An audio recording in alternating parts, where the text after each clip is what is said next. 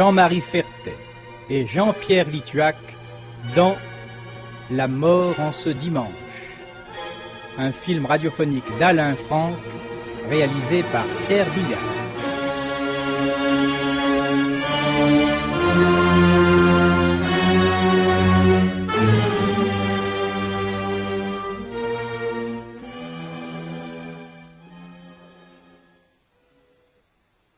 Monsieur Serrière, je suppose. Je suis le commissaire Legrand, police judiciaire. Entrez, monsieur le commissaire, je vous attendais. Votre adjoint est là depuis un moment, il m'avait annoncé votre venue. Permettez-moi, monsieur, de vous présenter mes condoléances. Merci. Je pense que vous désirez voir le salon. C'est là que... Non, j'irai plus tard. J'aimerais d'abord que vous me racontiez ce qui s'est passé. Nous pourrions peut-être nous asseoir? Oui, bien entendu. Venez dans mon bureau, nous serons tranquilles. Tenez, c'est par ici.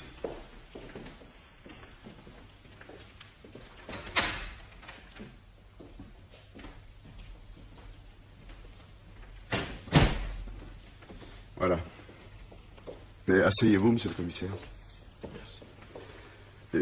Vous voulez quelque chose? Un alcool? Non, merci. Non, ne m'en veuillez pas, mais je crois que Moi, je vais boire un whisky. J'en ai besoin. C'est vous, n'est-ce pas, qui avez trouvé le corps de Madame Serrière? Oui.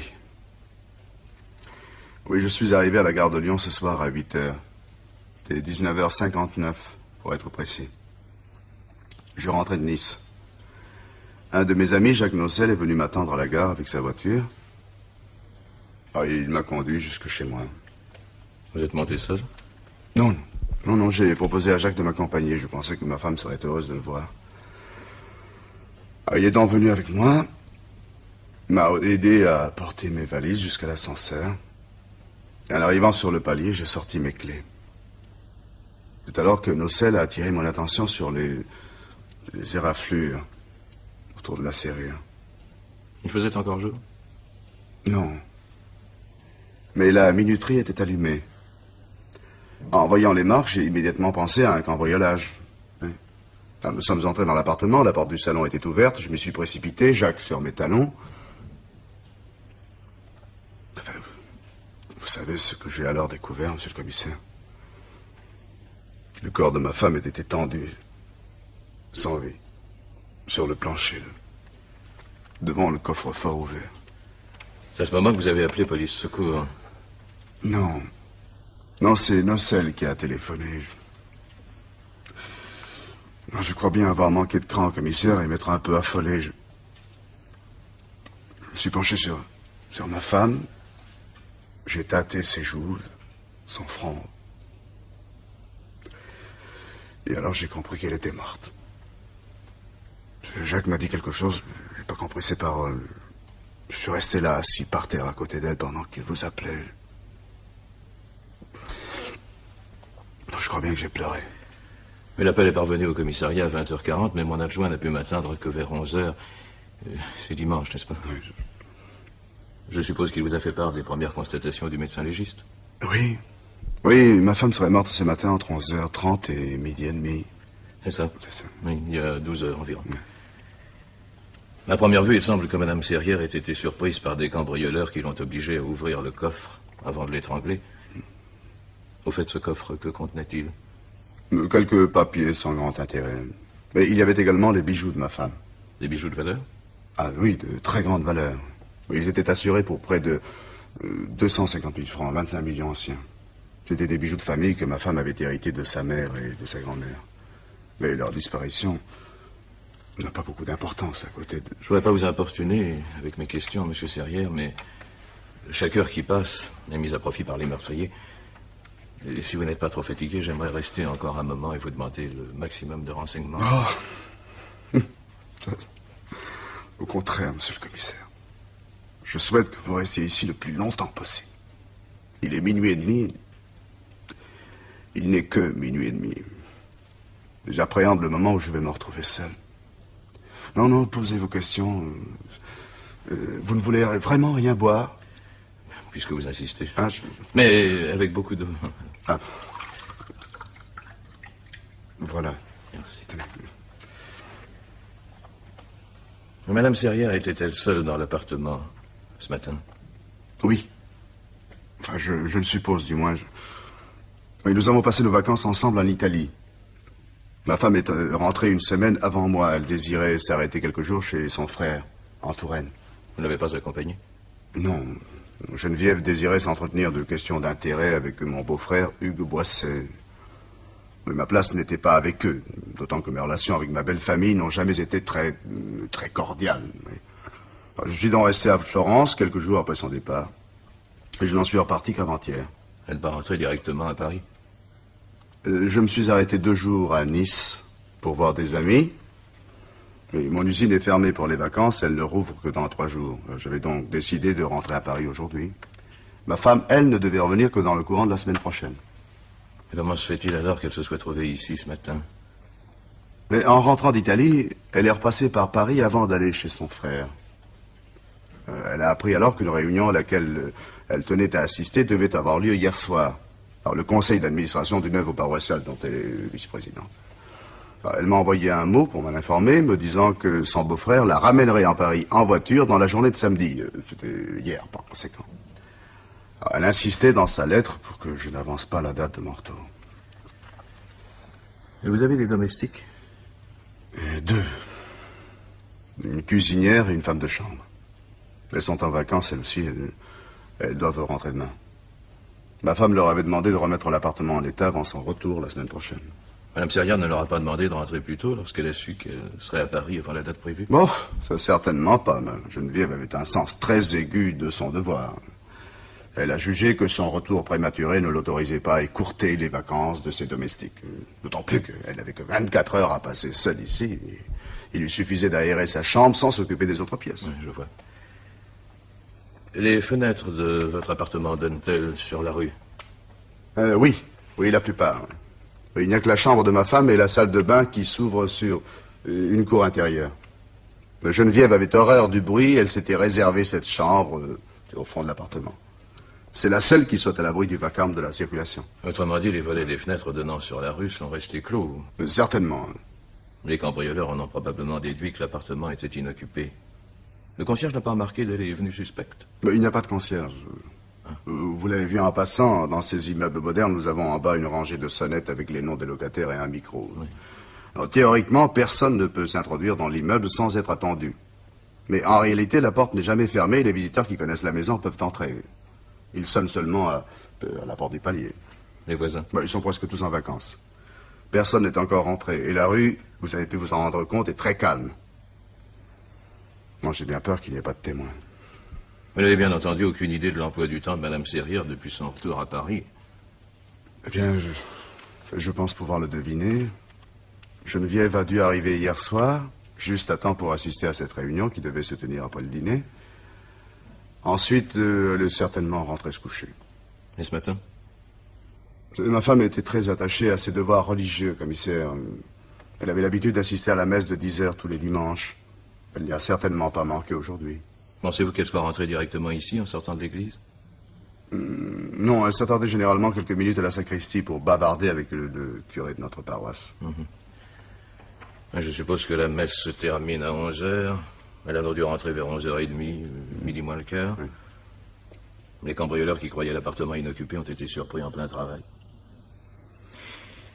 Et j'aimerais faire diffuser le signalement des bijoux volés, monsieur Serrière. Pouvez-vous m'en donner la description exacte? Ah, ça, je crains que ce ne sera difficile. Comme je vous l'ai dit, Geneviève les tenait de sa famille. Je ne pourrais vous en donner qu'une description très approximative. Mais la compagnie d'assurance vous renseignera. Elle possède, je le sais, un inventaire précis et détaillé. Je me le procurerai demain matin. Avez-vous prévenu la famille de Madame Serrière? J'ai téléphoné à son frère, tout de suite après vous avoir appelé. Et il m'a dit qu'il allait venir immédiatement.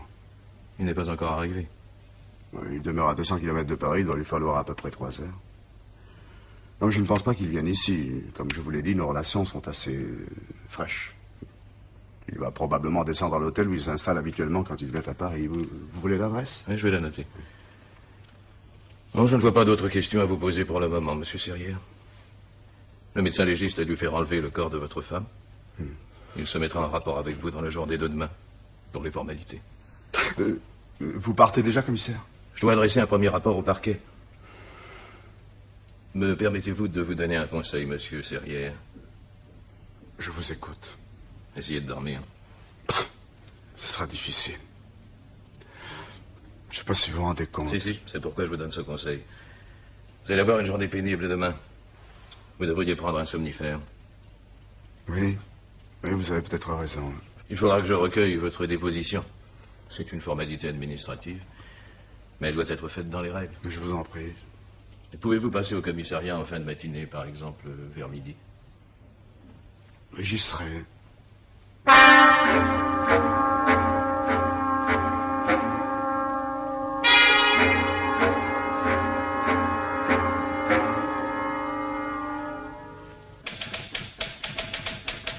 Après avoir constaté que ma femme était décédée, j'ai laissé à monsieur Nocel le soin de prévenir les autorités compétentes. Soupçonnez-vous quelqu'un, monsieur Serrière? Oh, grand Dieu, non, monsieur le commissaire. Vous m'avez dit vous-même... Oui, en effet. Je n'ai aucun soupçon et pense que le crime a été commis par des cambrioleurs qui, croyant l'appartement vide, ont été surpris par l'arrivée de ma femme. Lecture faite, persiste et signe. Voilà. Si vous voulez bien relire, et signez ici. Mais sur chaque exemplaire? Oui, s'il vous plaît.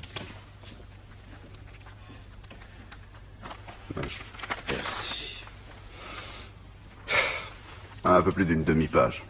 Voilà à quoi se résume la mort de ma femme pour la police. Monsieur Serrière. Non, excusez-moi. Ma phrase était bête et inutile. Mais j'avoue éprouver quelques difficultés à me dominer aujourd'hui. J'aimerais vous poser une question, monsieur le commissaire. Pensez-vous retrouver les assassins de ma femme? Non, je vous demande de me répondre franchement. Je vous réponds franchement. Oui. Ça sera peut-être long, mais nous y arriverons. Les crimes impunis, vous savez, c'est rare. Mais avez-vous quelque chose qui vous permette de commencer cette enquête? Oui et non. Je viens de recevoir le rapport de l'identité judiciaire. Ah. On n'a relevé aucune empreinte dans votre appartement, à part celle de votre femme, naturellement. Il y avait partout, sauf dans sa chambre et dans la salle de bain, une couche de poussière assez épaisse. L'appartement était fermé depuis un mois. Oui, mais les cambrioleurs... Justement. Dans le salon, là où se trouvait le coffre, les employés de l'identité judiciaire ont remarqué que la poussière avait disparu à plusieurs endroits. Sur les poignées de porte, sur le coffre, sur certains meubles. On peut en conclure que les meurtriers ont effacé leurs empreintes. Et sur le... Enfin, sur le corps... Les empreintes digitales ne laissent pas de traces. Madame Serrière a été étranglée avec un foulard de soie qui lui appartenait, qu'elle portait probablement dans le col de sa robe au moment où ces meurtriers l'ont attaquée. Ensuite, les cambrioleurs ont emporté ce qui se trouvait dans le coffre, les bijoux en particulier. J'ai vu votre beau-frère, monsieur Serrière. Hugues? Oui, c'est ça, monsieur Hugues Boisset. J'ai trouvé ce matin à l'hôtel dont vous m'avez donné l'adresse. Il avait l'intention de vous téléphoner pour prendre rendez-vous avec vous, mais je lui ai conseillé d'attendre l'heure du déjeuner. Il m'a confirmé que ses relations avec vous étaient dénuées de cordialité. Ouais, je vous l'ai dit cette nuit, nous évitons soigneusement tout contact. Je suppose qu'il vous a dit beaucoup de mal de moi. Je ne voudrais pas paraître indiscret, monsieur Serrière, mais j'aimerais connaître les motifs de la brouille qui existe entre votre belle famille et vous. Non, vous n'êtes pas indiscret. J'avais d'ailleurs l'intention de vous en parler. Le terme brouille est inexact. Pour que nous soyons fâchés, il faudrait que nous ayons été d'abord en bons termes, ce qui n'a jamais été le cas. Les Boisset sont très riches, voyez-vous. Et Hugues n'a jamais pardonné à sa sœur de m'avoir épousé, moi qui n'ai pas de fortune. Il m'a toujours considéré comme un coureur de dot, intéressé seulement par le compte en banque de Geneviève. Et en fait, c'est une véritable haine qu'il éprouve pour moi. Vous étiez marié depuis longtemps? Depuis 20 ans, commissaire. J'ai connu Geneviève en 1944, à la Libération. J'avais 24 ans à cette époque et Geneviève 26. Nous avons vite compris que ce mariage était une erreur. En quoi? Geneviève était une femme de tête, froide et méthodique. Elle était toujours lucide, parfaitement organisée. C'était une merveilleuse machine. Un mari, pour elle, c'était un être qui partait tous les matins à 8h30 pour aller au bureau, qui rentrait à 7h. Vous comprenez? Le dimanche était réservé aux visites familiales. Elle faisait ses confitures elle-même. Elle avait décidé que nous aurions 4 enfants, dont elle avait fixé à l'avance les dates de naissance. Mais c'est probablement la seule erreur d'organisation qu'elle ait jamais commise. Nous n'avons pas eu d'enfants. Et cette vie bien réglée ne vous attirait pas? Au début, si, ça m'a amusé. 2 ans, 3 peut-être. Bon, ensuite, j'ai réclamé un peu de fantaisie, un peu d'imprévu dans l'existence quotidienne. Mais Geneviève n'a rien voulu entendre. Et le fossé s'est creusé entre nous. Nos vies sont devenues dissemblables. Ma femme s'occupait de bonnes œuvres. Elle s'intéressait au patronage de notre quartier. Et moi, je sortais de mon côté. Madame Serrière ne vous accompagnait pas? Rarement. Et puis, un jour, l'inévitable s'est produit. J'ai eu une aventure avec une autre femme. Votre femme le savait-elle? Oui, oui, je lui ai dit. Ah, vous devez me trouver moche, commissaire. Je n'ai pas à juger. Non, comprenez-moi bien, j'ai éprouvé une grande affection pour Geneviève. Une très grande affection. Nous étions 2 amis qui menions des existences différentes et demeurions sous le même toit. Elle était plus une confidente pour moi qu'une épouse. Vous n'avez jamais envisagé de divorcer? Si, je lui ai proposé une fois. Je me suis heurté à un refus catégorique, sans appel. Et les convictions religieuses de ma femme lui interdisaient absolument d'envisager une telle solution. Elle considérait qu'elle avait fait une erreur en épousant, qu'elle devrait payer cette erreur toute sa vie. Et c'est sans doute la raison pour laquelle elle se consacrait avec tant d'ardeur aux bonnes œuvres. Et sur le plan financier, quelles étaient vos relations? Vous m'avez dit que Madame Serrière était riche, que vous n'aviez pas de fortune. Je n'ai pas touché à 1 centime de la fortune de ma femme. Lorsque j'ai monté la petite affaire de mécanique dont je suis le propriétaire, Geneviève a voulu m'aider à apporter des capitaux. Je m'y suis absolument refusé. C'était l'argent des Boissé, vous comprenez? Je crois. Comment marche-t-elle, votre affaire? Non, pas trop mal. Suffisamment bien pour nous assurer un train de vie convenable. Je suis très aidé par... Monsieur le commissaire, je préfère vous dire la vérité. Je suis très aidé par une jeune femme qui travaille à mes côtés depuis 6 ans.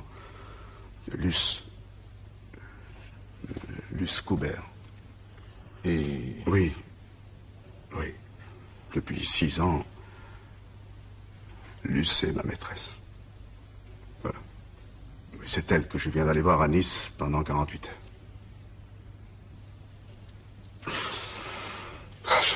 Je ne sais pas pourquoi je vous ai raconté tout cela, commissaire. Je vous fais perdre votre temps. Peut-être est-ce le choc.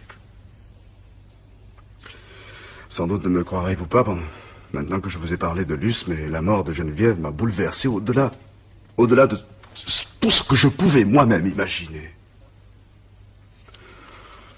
Quoi qu'il ait pu se passer entre nous, Geneviève était ma femme. Vous comprenez? Ma femme, commissaire. Je suppose que Madame Serrière a fait un testament. Oui, naturellement. Elle m'en a parlé plusieurs fois. Qui va hériter? En dehors de la part réservataire qui revient à son frère et de quelques petits legs sans importance. Elle m'a institué son légataire universel. Malgré mes torts à son égard, elle considérait que le fait d'être ma femme l'obligeait à agir ainsi. C'était pour elle une question de loyauté. À vrai dire, votre beau-frère me l'avait laissé prévoir. Inutile de vous dire qu'il considère cette disposition testamentaire de sa sœur comme la preuve d'une légèreté inadmissible. Il ne m'a pas caché son intention d'attaquer le testament. Ah, je ne m'en laisserai même pas l'occasion. Puis-je me servir de votre téléphone, commissaire? C'est urgent? Assez. Allez-y. Tenez, appuyez sur le bouton. Merci. Non, non, commissaire, inutile de vous éloigner, vous n'êtes pas indiscret.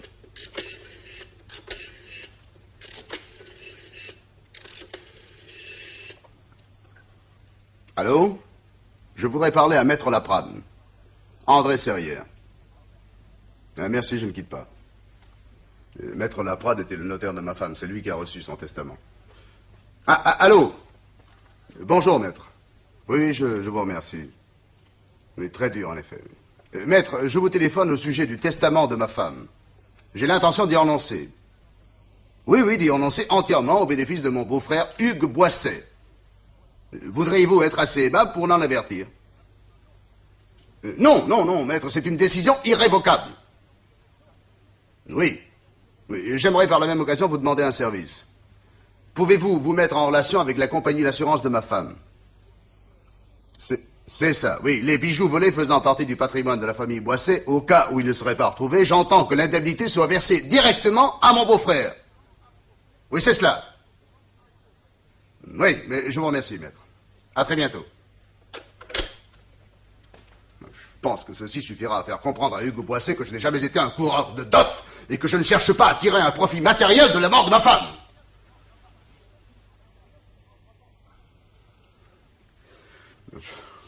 Non, je vous prie d'excuser mon mouvement de colère, mais j'imagine assez bien ce qu'ont pu être les insinuations de Hugues Boisset à mon égard. Bon, maintenant, commissaire, si vous n'avez plus besoin de moi, Je voudrais simplement vous poser une question avant que vous ne partiez. Oui, Qui possède les clés de votre appartement? moi, ma femme, les domestiques. Mais je ne comprends pas. J'ai relevé certains détails qui m'étonnent. Et la méthode employée par les cambrioleurs en particulier. J'ai d'abord pensé que nous avions affaire à des gens qui connaissaient bien leur métier, si j'ose dire.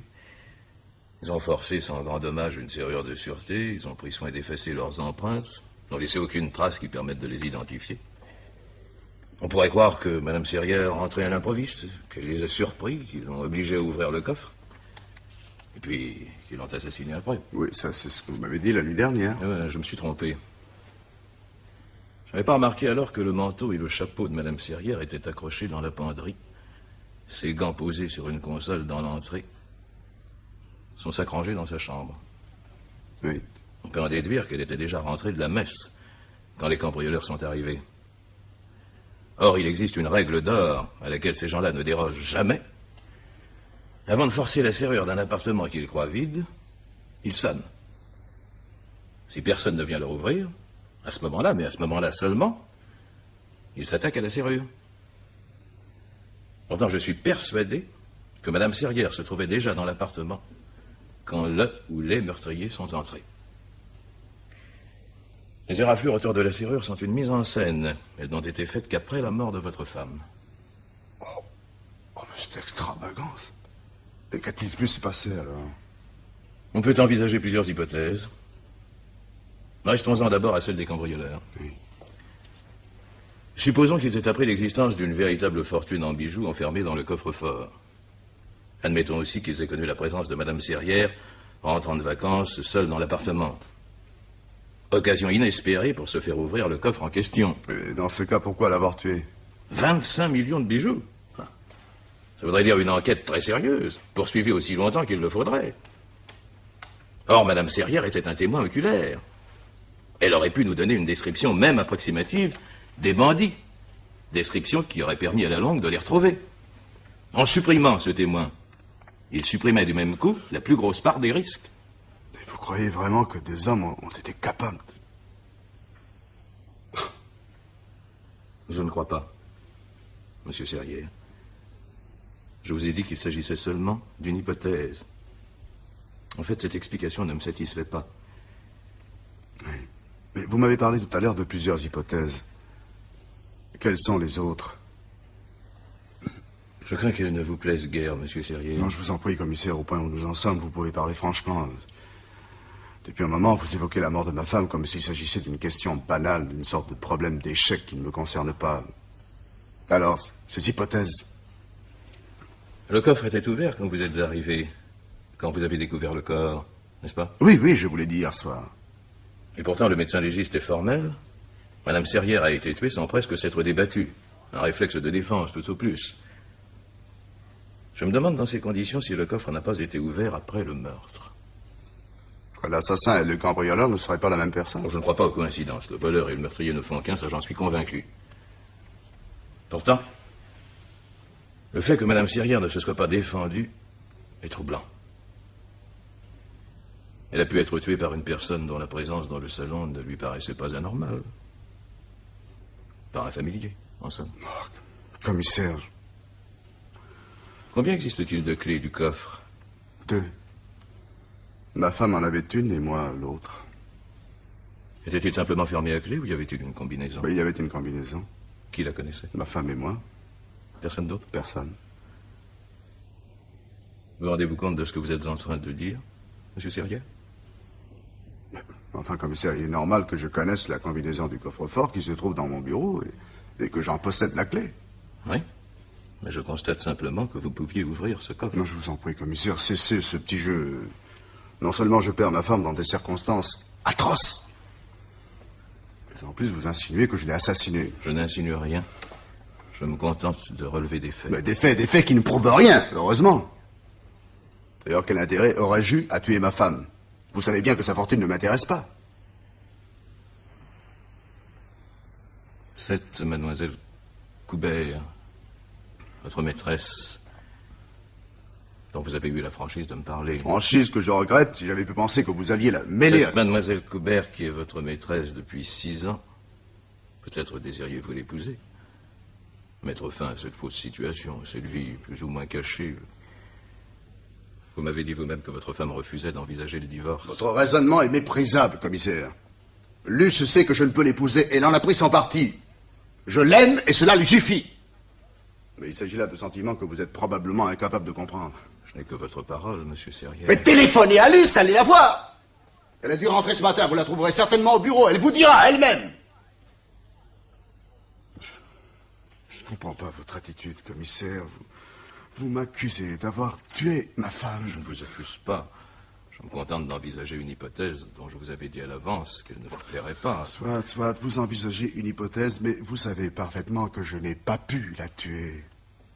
Au moment de sa mort, j'étais dans le train.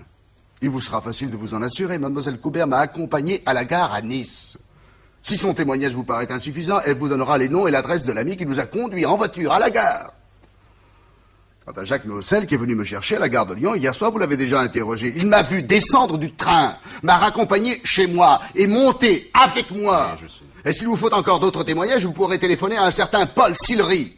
Il était dans le même train que moi. C'est un corrichilbe bavard m'a découvert dans mon compartiment en fin d'après-midi. Pendant les 3 dernières heures de voyage, j'ai eu droit à une conférence sur les exportations françaises vers le Japon et les pays d'Extrême-Orient. Vous vous défendez comme si je vous accusais. Mais votre attitude m'y oblige, commissaire.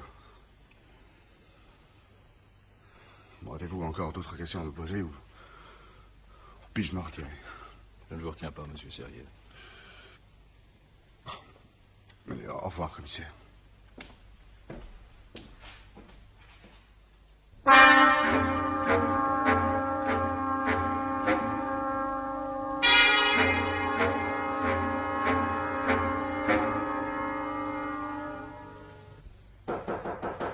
Entrez. Tiens, monsieur Serrière. Je ne vous attendais pas. Moi, je suis passé à tout hasard, ne sachant pas si je vous trouverai encore. Il s'en est fallu de peu, j'allais partir. Je ne voudrais pas vous retarder, commissaire. Néanmoins, si vous aviez quelques minutes à m'accorder. Je vous écoute, monsieur Serrière. Avant toute chose, je tiens à vous présenter mes excuses. Je crains de m'être emporté tout à l'heure. Sur le moment, vos soupçons à mon égard m'avaient paru injustes, mais tout à fait immérités. Je n'ai pas de soupçon, monsieur Serrière. Non, je sais, vous me l'avez dit, mais vous vous contentez de rassembler des faits, de les examiner. Mais vous devez comprendre que la mort de ma femme a été pour moi un tel choc. Je ne peux pas envisager les choses avec la même lucidité que vous. Non, vous ne la connaissiez pas. Vous ne me connaissez pas, vous ne connaissez pas Luce Coubert. Nous constituons le triangle classique, n'est-ce pas?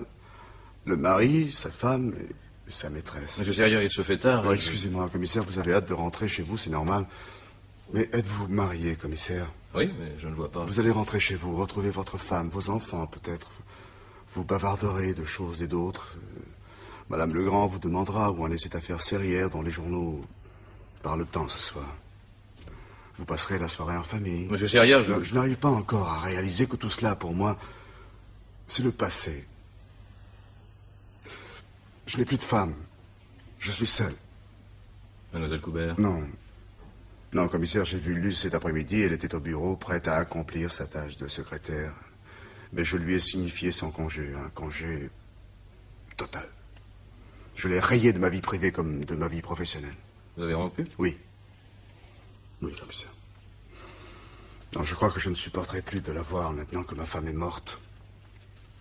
Une cassure s'est faite dans ma vie hier soir. Non, lui, c'est une enfant adorable, je l'aime beaucoup, mais... Comment dire, j'ai honte.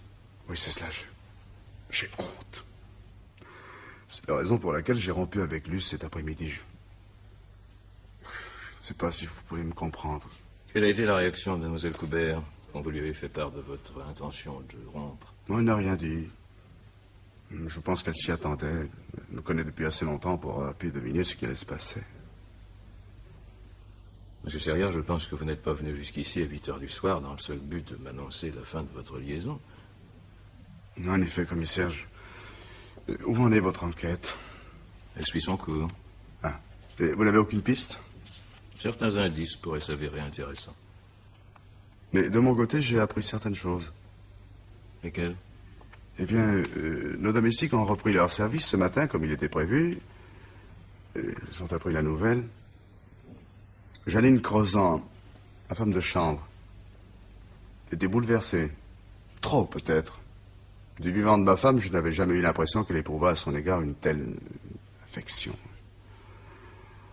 Et pourtant, depuis ce matin, Janine est en larmes. Elle était peut-être plus attachée à sa patronne que vous ne le croyez. Non, je pense que l'explication est toute différente. Ces larmes m'ont étonné. J'ai demandé à la cuisinière si, à sa connaissance, il ne s'était pas produit dans la vie privée de Mademoiselle Crozan un événement de nature à justifier ce désespoir soudain. Que vous a dit la cuisinière? Elle m'a raconté que la femme de chambre avait un amant. C'est son droit, non? Certes, j'ai également appris que cet homme partageait la chambre de Mademoiselle Crozan au 7e étage depuis plusieurs mois. Vous l'ignoriez? Absolument. Et Madame Serrière? Commissaire, jamais ma femme n'aurait admis une telle chose dans sa maison. Pourtant, Mademoiselle Crozan est largement majeure. Elle a le droit de faire ce qui lui plaît, en dehors de ses heures de service. Oui, bien entendu, mais ma femme était fidèle à certains principes moraux et elle n'était pas disposée à admettre que quelqu'un les transgressât, surtout quelqu'un qui était à son service. Enfin, toujours est-il que cet homme, l'amant de la femme de chambre, l'a abandonné il y a quelques jours. Non. Hier soir. Pardon. Je dis que Pierre Aigremont, l'amant de Janine Crozan, a abandonné sa maîtresse hier soir. Il a filé à minuit, à peu de choses près. Et comment êtes-vous au courant? Et moi aussi, monsieur Serrière, j'ai posé des questions. Je peux même vous dire que Pierre Aigremont est bien connu chez nous. Il a été condamné à plusieurs reprises pour vol qualifié. Mais alors ce départ... Ça ressemble à une fuite, je suis de votre avis. C'est pourquoi dès ce matin, j'ai lancé un télégramme de recherche. Son arrestation n'est certainement qu'une question d'heure. Je suis abasourdi par ce que vous m'apprenez. Et cet homme est donc un repris de justice? Vol qualifié? Alors, il a pu entrer dans l'appartement hier matin avec sa maîtresse, Janine. Mais oui, mais Janine en effet possède la clé. Il se serait caché en attendant le retour de ma femme. Celle-ci n'aurait pas été surprise de trouver la femme de chambre dans le salon. Tout au plus un peu étonnée de l'avoir entrée avec 24 heures d'avance. Et les choses ont en effet pu se passer ainsi. Aigremont, dissimulé derrière une porte ou un meuble, aurait attendu le moment opportun pour attaquer Madame Serrière et l'étrangler, sans qu'elle ait le temps de réaliser ce qui lui est arrivé. Il y a la possibilité de se défendre. Non, c'est affreux, commissaire, c'est affreux. Le meurtrier et sa complice ouvrent le sac de votre femme, s'emparent des clés du coffre. Et volent les bijoux? Non. Non? Je comprends pas. Il ne suffisait pas d'avoir la clé du coffre, encore fallait-il l'ouvrir, c'est-à-dire en connaître la combinaison. Or, d'après ce que vous m'avez dit, votre femme et vous étiez seuls à la connaître. Mais évidemment. Et pourtant... Non, attendez, je pense à quelque chose. À quoi, monsieur Serrière? Ma femme avait grande confiance en Janine. Oui, cette personne était à son service depuis 10 ans, n'est-ce pas? Vous pensez que Madame Serrière lui aurait confié la combinaison du coffre? Oh, c'est possible. Mais alors, commissaire, il faut l'arrêter. Je vous ai dit que j'avais lancé un télégramme de recherche. Mais Janine, commissaire, elle était toujours libre, elle. Pourquoi l'arrêtez-vous pas? Sous quelle inculpation, monsieur Serrière? Mais ce que je sais, c'est votre métier, pas le mien. Vous pouvez l'accuser de complicité. Je n'ai pas de preuves. Des preuves. Elle était sa maîtresse, non? Mais croyez-vous que mademoiselle Coubert accepterait de commettre une action malhonnête, uniquement parce qu'elle est votre maîtresse? Ah, cela n'a rien à voir. Ah. Non, je sais pas, vous avez peut-être raison, après tout. Mais vous pensez alors que cet homme a agi seul? Je considère que c'est possible. Mais je n'ai pas d'opinion à arrêter pour le moment. Attendons que je puisse l'interroger. Pour le moment, rien ne prouve qu'il soit coupable. Il y a d'autres suspects. Qui? Vous ne soupçonnez personne? Je vous ai déjà répondu par la négative. Ah, c'est curieux, j'aurais cru que... Enfin, peu importe. À qui pensez-vous? Votre phrase est pleine de sous-entendus. Regardons les choses en face, Oui. Monsieur Serrière. De nombreux indices vous désignent. Vous aviez intérêt à ce que votre femme disparaisse. Mais... Non, ne m'interrompez pas, je vous en prie. Vous possédiez la clé de l'appartement, celle du coffre, dont vous connaissiez également la combinaison. Il était donc normal que les soupçons de la police se portent sur vous. Or, vous étiez dans l'incapacité matérielle de commettre ce meurtre. Et à propos, mademoiselle Coubert, monsieur Sillery et monsieur Nocel ont confirmé votre alibi. Vous étiez bien dans le train. Mais je vous l'avais dit. Je sais, mais je préférais néanmoins vérifier. C'est normal, n'est-ce pas? Encore une fois, tout semblait vous désigner. Je suis surpris, monsieur Serrière, que vous n'ayez pas pensé à un coup monté, destiné à vous faire accuser du meurtre de votre femme. Non, détrompez-vous, commissaire. Si horrible que cela puisse être, j'y ai pensé. Et alors, qu'avez-vous conclu? Mais franchement, commissaire, je ne vois pas qui aurait pu monter une telle machination. Vous ne vous connaissez pas d'ennemis? Je connais beaucoup de gens qui ne m'aiment pas, qui seraient heureux de me voir accusé du meurtre, mais de là à parler d'ennemis, il y a un immense pas. Vous ne pensez donc pas que quelqu'un ait pu tuer votre femme en essayant de faire peser la responsabilité sur vous? Je ne vois pas. Votre beau-frère, monsieur Boisset? Le commissaire, monsieur ridicule, jamais Hugues n'aurait fait une chose pareille. Vous avez pourtant parlé de la haine éprouvée à votre égard par monsieur Boisset. Sa haine à mon égard est certainement assez forte pour qu'il essaie de me faire accuser de meurtre, ce qui est parfaitement impassable, c'est qu'il ait tué sa sœur. Non, je vous ai dit que l'esprit de famille chez les Boisset était élevé à la hauteur d'une religion. L'esprit de famille. À votre avis, les Boisset accordent-ils plus d'importance à l'esprit de famille ou à l'argent? Je ne comprends pas votre question, commissaire. Les Boisset disposent d'une fortune colossale. Vous êtes mal renseigné, monsieur Serrière. Votre beau-frère Hugues, seul représentant adulte de la famille Boisset, est ruiné. Oui, des spéculations malheureuses. Le fisc lui réclame avec insistance une somme assez élevée, qu'il est dans l'impossibilité de verser. Comment, mais vous l'ignoriez? Mais absolument. Ma femme ne m'en avait soufflé mot. Non, je ne comprends pas. Sans doute a-t-elle voulu me tenir à l'écart de cette question qui, en fin de compte, ne me regardait pas. Mais alors, sa fortune... La fortune personnelle de Madame Serrière est intacte. Ah. Malgré les demandes réitérées de son frère, elle s'est refusée à l'aliéner pour sauver l'entreprise familiale. Je suis stupéfait de ce que vous m'apprenez. Je suppose, dans ces conditions, que le voyage de Geneviève en Touraine avant de rentrer à Paris était motivé par ces questions. Exactement. Son frère a tenté une ultime démarche avant la saisie dont le menaçait le fisc. Votre épouse a refusé, une fois de plus, de lui prêter la moindre somme. Il est certain que l'héritage auquel vous venez de renoncer en sa faveur va l'arranger. Remarquez que de toute façon, la part à laquelle il avait droit en tant que collatéral privilégié était largement suffisante pour l'aider à renflouer son affaire. Commissaire, ce que vous dites est ridicule. Et d'abord, comment savez-vous tout cela? Quoi donc? Que les Boisset sont ruinés? De la façon la plus simple qui soit. J'ai interrogé votre beau-frère ce matin. En lisant sa déposition, certaines invraisemblances m'ont frappé. Alors je lui ai téléphoné au début d'après-midi. En lui demandant de passer au commissariat, il est immédiatement venu, nous avons parlé. Et voilà. C'est incroyable. Incroyable. Les Boisset ruinés. Une des plus grosses fortunes de Touraine. Mais savez-vous ce qui s'est passé? Non. Les faits et gestes de M. Hugues Boisset, à l'heure à laquelle votre femme a été assassinée, m'intéressent davantage que les spéculations malheureuses auxquelles il a pu se livrer. Quand vous le croyez non mêlé à la mort de ma femme? Madame Serrière a quitté la propriété des Boisset samedi en fin d'après-midi. Oui. Son frère Hugues l'a ramené à Paris dans sa propre voiture. Une voiture de grosse cylindre et très rapide. Ils ont dîné ensemble, dans un restaurant des Champs-Élysées. M. Boisset a emmené sa sœur jusqu'à l'endroit où se tenait la réunion à laquelle Madame Serrière a assisté. Puis il s'est éloigné au volant de sa voiture, décidé, nous a-t-il affirmé, à regagner la Touraine le soir même. Vous semblez avoir des doutes. J'ai plus que des doutes. M. Boisset lui-même a fini par m'avouer qu'il était resté à Paris toute la nuit de samedi à dimanche. M. Boisset donne à ce changement de programme une explication parfaitement simple. En arrivant à proximité de l'autoroute, il a crevé un pneu. Il a voulu le changer, mais s'est alors aperçu que la route de secours était inutilisable. Alors plutôt que de se lancer à la recherche d'un garage qui pourrait le dépanner sur le champ, ce qui n'est pas une tâche aisée, un samedi du mois d'août, à 10h du soir, il a préféré laisser sa voiture là où elle se trouvait. Il a pris un taxi, s'est fait conduire jusqu'à un hôtel. Mais je ne vois pas ce qu'une telle attitude peut avoir de répréhensible. Mais rien à première vue. Non, ce que je regrette, c'est que M. Boisset ait cru devoir m'affirmer, au cours de notre première conversation, qu'il était rentré directement en Touraine samedi soir. Oui, mais alors, comment avez-vous appris la vérité? Il est descendu à l'hôtel sous son nom. Le service des garnis m'a immédiatement prévenu. Lorsque je lui ai demandé des explications, il s'est d'abord troublé. Puis il m'a affirmé qu'il n'avait pas passé la nuit seul. Il avait prétendu avoir quitté Paris samedi soir pour éviter que cette aventure, disons, ne s'ébruite. Hugues, pas seul.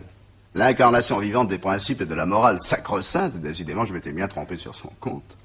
Mais pourtant, commissaire, le fait d'être resté à Paris dans la nuit de samedi à dimanche me semble insuffisant pour le soupçonner d'avoir tué sa sœur. Oui, c'est très insuffisant, ça je vous l'accorde. Et il y a autre chose. En arrivant à son hôtel, M. Boisset a demandé au portier de faire en sorte que sa voiture soit remise en état par un garage dès le dimanche matin à la première heure. C'est-à-dire hier.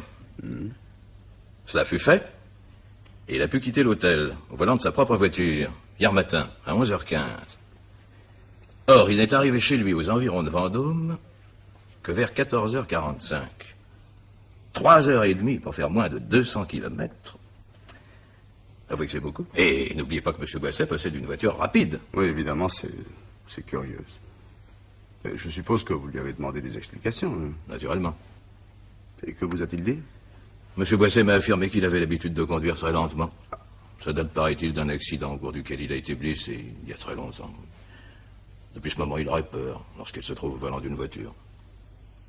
Ah, vous croyez donc qu'en sortant de l'hôtel, il serait venu chez moi, au moment approximatif où ma femme rentrait de la messe? Il serait monté et... Ah. Non, commissaire, c'est impossible. Et pourquoi donc, M. Serguer? Quelle raison aurait eu Geneviève d'ouvrir le coffre devant son frère, sinon pour lui confier ses bijoux? Or, vous m'avez dit vous-même que ma femme avait refusé la veille encore de l'aider. Geneviève n'était pas femme à changer d'avis sur un simple coup de tête. Peut-être n'est-ce pas Mme Serrière qui a ouvert le coffre? Je ne comprends pas. Mon beau-frère ne possédait pas la clé du coffre et il ignorait la combinaison. J'ai l'impression que vous ignorez le plus grave. Ah. Mme Serrière a écrit à son frère il y a quelques mois. Elle lui a expliqué qu'au cas où un accident vous arriverait à vous deux en même temps, elle désirait que les bijoux de famille soient récupérés au plus vite par M. Boisset, afin d'éviter des droits de succession importants. Elle a donc fait faire une clé supplémentaire qu'elle a adressée à son frère, en même temps que la combinaison. Commissaire, mais jamais ma femme n'aurait disposé ainsi du coffre sans m'en parler. Mais pourquoi? Vous m'avez dit vous-même qu'il ne contenait que les bijoux de Mme Serrière et quelques documents sans importance. Votre femme devait se considérer comme l'unique utilisatrice du coffre-fort. Non, je ne peux pas croire qu'elle ait fait cela. Vous avez tort. M. Boisset m'a montré la lettre de sa sœur. C'est d'ailleurs assez surprenant. Car en somme, ce document l'accable. Il avait un motif pour assassiner sa sœur. Et la possibilité matérielle de le faire. Non, c'est abominable. Enfin, commissaire, cet homme adorait sa sœur. Pardon, il l'avait adorée. N'oubliez pas que votre femme avait refusé de l'aider. D'après ce que j'ai cru comprendre, M. Boisset, c'est un homme violent, irascible. L'attitude de sa sœur peut fort bien avoir transformé les sentiments qu'il éprouvait à son égard. Hugues Boisset. Mon beau-frère Hugues Boisset. Le frère de Geneviève. Un assassin. Non, cette idée me révolte. Mais pourtant, tout le désigne. Eh oui, tout. La mort de Mme Serrière le sauve d'une situation financière quasi désespérée. Il connaît la combinaison du coffre, il en avait la clé, il savait que votre femme serait seule dans votre appartement hier dimanche en fin de matinée. Et comble de malchance, pour lui bien entendu, il n'a pas d'alibi. S'il s'était trouvé dans le train, comme vous, il serait insoupçonnable. Et au fait, monsieur Serrière, vous ne vous trouviez pas dans le wagon accidenté, j'espère? Vous savez? Oui, celui qui a heurté le butoir à la gare de Lyon-Perrache. Il y a eu 3 ou 4 blessés légers. Enfin, j'ai vu ça par hasard dans un journal du soir tout à l'heure. C'est le wagon de queue qui a subi le choc. Pourtant, la secousse, apparaît-il, était ressentie dans tout le train. Eh bien, monsieur Serrière, vous ne me répondez pas. Je vous ai demandé si vous étiez dans ce wagon. C'est une question embarrassante, n'est-ce pas? Embarrassante, mais pourquoi? Je comprends pas. Mais si. Mais si, vous comprenez parfaitement. Vous savez très bien que cette question est un piège. Et vous êtes en train de chercher désespérément quelle réponse vous pourriez me faire. Une réponse ambiguë, qui laisse place à l'incertitude. Une réponse sur laquelle vous pourriez revenir en cas d'erreur. Mais enfin, commissaire... Vous ne pouvez pas vous permettre de me répondre par oui ou par non. Vous avez une chance sur deux de vous tromper. Le train a-t-il effectivement heurté un butoir à Perrache? Ah, ça, vous n'en avez pas la moindre idée. Mais enfin, commissaire, je ne comprends pas... Je vous ai dit tout à l'heure qu'un meurtre, ce n'était jamais qu'une mécanique qu'il fallait parvenir à démonter. Des questions simples, auxquelles il fallait trouver la réponse pour découvrir le coupable. Qui connaissait le contenu du coffre-fort? Hugues Boisset et vous. Qui savait que Madame Serrière rentrerait dimanche matin vers 11h et serait seule chez elle? Hugues Boisset et vous. Qui connaissait la combinaison du coffre? Hugues Boisset et vous. Qui avait intérêt à voir disparaître Madame Serrière? Hugues Boisset? Pas moi. Je ne suis pas d'accord. Vous étiez excédé par cette femme jalouse, au principe rigide. Vous prétendez qu'elle était au courant de votre liaison avec Mademoiselle Coubert. Mais rien ne prouve que ce soit exact. Ne m'avez-vous pas dit tout à l'heure que votre femme n'admettait pas que l'on transgresse certains principes? De son côté, la jeune Luce Coubert, qui était votre maîtresse depuis plusieurs années, en avait assez de ce rôle effacé. Elle vous pressait de vous libérer, de l'épouser. Vos insinuations sont ignobles, commissaire. Après quelques semaines de rupture, vous l'auriez rencontrée par hasard. Un mariage discret aurait suivi. Autre chose. Hugues Boisset n'était pas le seul à se trouver dans une situation financière critique. Bien que vous ne me l'ayez pas dit, votre affaire de mécanique marche mal. Vous aviez grand besoin de capitaux frais. À vrai dire, vous êtes au bord de la faillite, Serrière. J'ai abandonné ma part d'héritage, vous le savez mieux que quiconque. J'ai téléphoné au notaire devant vous. Je sais. Un très beau geste, d'ailleurs. À l'élégance duquel j'ai été sensible. Cela ne se passera pas comme cela, commissaire. Je me plaindrai en haut lieu. Mais naturellement, c'est une chanson que j'ai souvent entendue. Elle ne m'impressionne pas. Ah, où en étais-je avant que vous ne m'interrompiez? Ah oui. La culpabilité de votre beau-frère. Elle vous arrangeait bien. Mais en fait, vous n'en aviez pas besoin. Vous aviez un suspect à votre disposition. Aigrement. L'amant de votre femme de chambre, dont vous prétendez n'avoir jamais entendu parler. Un mensonge de plus, c'est rien. Vous vous êtes adressé à une agence de police privée... Attendez, laissez-moi chercher le rapport. Ah, voilà. Le 11 janvier de cette année. Oui, vous désiriez un compte-rendu détaillé sur les fréquentations de vos domestiques. J'ai la copie du rapport que vous avez reçu. Tout y est. Le nom d'Aigremont, le motif pour lequel il a été inculpé, la date de sa condamnation, celle de sa libération, tout, quoi. Mais je ne vous ferai pas l'honneur de répondre. Tant pis. Cet imbécile d'Aigremont, il a fichu le camp la nuit dernière, en apprenant le meurtre. Avec son passé, évidemment, il s'est dit qu'il risquait d'être soupçonné. Alors vous avez sauté sur l'occasion. Vous avez pris vos airs de veuf éploré, de citoyen conscient de ses devoirs, et vous êtes venu ce soir me parler de lui. Pour le cas où la police n'aurait pas encore découvert son existence. Ah, c'était habile. Mais en réalité, ce n'était pas la raison de votre visite tardive. Vous vouliez essayer de me tirer les vers du nez. Vous désiriez savoir où en était l'enquête. Vous ne vous sentiez pas tellement sûr de vous, malgré votre alibi increvable. Vous saviez que je risquais d'entendre parler de l'assurance. De quelle assurance? Allons, sérieux, ne faites pas l'enfant. J'ai appris ce soir que votre femme et vous aviez souscrit chacun une assurance vie à votre bénéfice réciproque pour un montant de 500 000 francs chacune. 50 millions d'anciens francs. Ah, c'était largement assez pour renflouer votre affaire, ça, hein? Ça vous permettait d'avoir un beau geste, d'abandonner votre part d'héritage au profit de ce pauvre Hugues Boisset, qui avait tellement besoin d'argent, comme vous le saviez, bien que vous m'ayez affirmé le contraire. De même que vous saviez parfaitement qu'il connaissait la combinaison du coffre. Non. Si. Monsieur Boisset m'a montré la lettre que lui a adressée sa sœur, en même temps que la clé et la combinaison du coffre. Madame Serrière, dont vous avez vous-même reconnu la loyauté à plusieurs reprises, précisa qu'elle agissait en plein accord avec vous. Ah, vous aviez bien préparé votre coup. À défaut d'Aigremont, votre beau-frère pouvait faire un bon suspect, à condition bien entendu qu'il ne dispose pas d'un alibi aussi solide que le vôtre, car vous avez un magnifique alibi. Je ne vous le fais pas dire. En effet.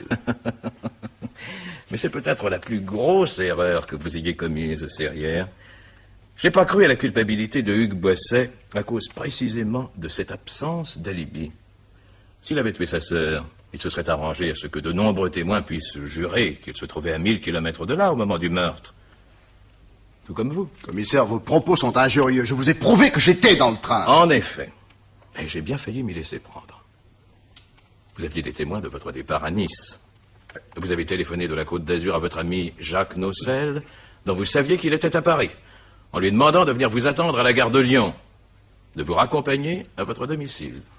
Comme ça, il pourrait témoigner que vous étiez bien descendu du train de Nice et il découvrirait le cadavre de votre femme en même temps que vous. Vous avez poussé le scrupule jusqu'à chercher dans le train quelqu'un que vous connaissiez, M. Sillery, avec lequel vous avez discuté pendant les 3 ou 4 dernières heures du voyage. Mais cela prouve éloquemment que... Ça prouve que vous êtes monté dans le train à Nice, que vous vous y trouviez entre Dijon et Paris, que vous en êtes descendu à la gare de Lyon, mais un point c'est tout. Voyez-vous, Serrière, votre alibi était trop beau. Je m'en suis méfié, immédiatement. Les crédits de la police sont limités, certes, mais pas au point de nous priver de ceci. Qu'est-ce que c'est? Un indicateur des chemins de fer et un horaire d'Air France. Grâce à ces 2 objets, j'ai enfin compris comment vous vous y étiez pris pour tuer votre femme. Ce n'est pas vrai! Vous avez pris le train à Nice à 8h20 dimanche matin. Mais vous en êtes descendu à Antibes à 8h38. Vous avez sauté dans un taxi qui n'a pas dû mettre plus d'1 quart d'heure à franchir les 13 kilomètres qui séparent Antibes de l'aéroport de Nice. Un avion décolle à 9h40. Vous étiez à bord. Et vous avez atterri à Orly à 11h05. De là, vous êtes rentré chez vous. Vous avez tué votre femme, pris les bijoux dans le coffre-fort et simulé un cambriolage. Vous n'avez même pas eu besoin de vous dépêcher pour arriver à la gare de Lyon de façon à prendre le Mistral à 13h10. Vous en êtes descendu à Dijon 2 heures plus tard. Vous avez dû attendre 17h20, l'arrivée du train dans lequel vous aviez pris place à Nice le matin même, et dans lequel vous aviez laissé vos valises. Non, je crois que vous êtes devenu fou, commissaire. Je préfère me retirer. Allons, Serrière. Mais quoi ça sert-il de nier? Vous pensez bien que je ne vous accuserais pas ainsi si je n'étais pas sûr de mon fait. Le juge d'instruction a délivré ce matin une commission rogatoire en vertu de laquelle nous avons fait ouvrir tous les coffres de consignes automatiques à la gare de Lyon. Voulez-vous que je vous lise le compte-rendu de perquisition? Coffre 53C. Objet déposé hier dimanche. Une perruque brune pour homme, portant la marque d'une maison de Nice. Une paire de lunettes de soleil. Un coffret contenant des bijoux dont l'inventaire suit. Inutile de vous le dire, je crois. Hein. Il correspond exactement à celui qui m'a été communiqué par la compagnie d'assurance. Ce sont bien là les bijoux de Madame Sirier. Mais alors, qu'est-ce que cela prouve? Hugues de Boisset a pu tuer ma femme et déposer tous ses objets à la consigne automatique. Ah, ça, j'y ai bien pensé. C'est pourquoi je ne vous ai pas accusé plus tôt. Mais vous n'auriez pas dû vous démonter ainsi quand je vous ai parlé de cet accident de train à Lyon-Perrache. Vous auriez dû me répondre tout de suite, sans hésiter. Pour moi, cette hésitation est une preuve. Bon, une preuve indirecte et sans valeur juridique. Tiens, dites donc, vous m'avez l'air d'avoir étudié la question de près. Ceci dit, vous avez raison. C'est une preuve indirecte. Mais c'est pas grave. Vous avez certainement conservé la clé du coffre de consigne. Vous allez reprendre tous ces objets compromettants dans quelque temps, quand le danger serait passé. De plus, nous retrouverons certainement des témoins. L'hôtesse de l'air ne vous a probablement pas remarqué dans l'avion. Il y avait trop de monde. Vous avez certainement évité d'attirer l'attention sur vous. Mais il y a le chauffeur de taxi qui vous a emmené d'Antibes à l'aéroport de Nice. Celui qui vous a conduit d'Orly chez vous. Maintenant que nous avons récupéré la perruque et les lunettes noires dont vous vous étiez affublé, leur témoignage vous accablera. C'est qu'une question de temps pour les retrouver. Mais nous ne sommes pas pressés. Nous y parviendrons. Au point où vous en êtes, vous feriez mieux d'avouer. Non, admettons un instant, ce n'est qu'une supposition, naturellement, que vos insinuations correspondent à la réalité. Quel avantage aurais-je à avouer, commissaire? Qui sait? Peut-être une relative indulgence du tribunal. Encore que, à mon avis, vous aurez du mal à sauver votre tête, Serrière. On ne sait jamais. Ça vaut la peine d'essayer. Êtes-vous prêt à recueillir ma déposition, commissaire? Un instant, je prépare la machine à écrire.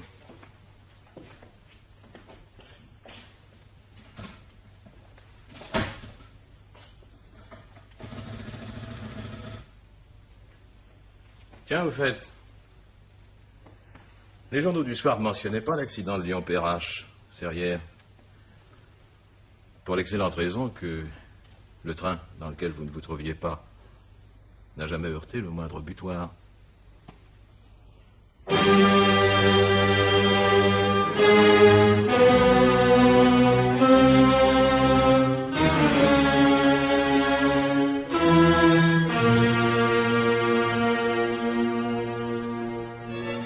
C'était La mort en ce dimanche, un film radiophonique d'Alain Franck, interprété par Jean-Marie Fertet et Jean-Pierre Lituac. Réalisation Pierre Billard.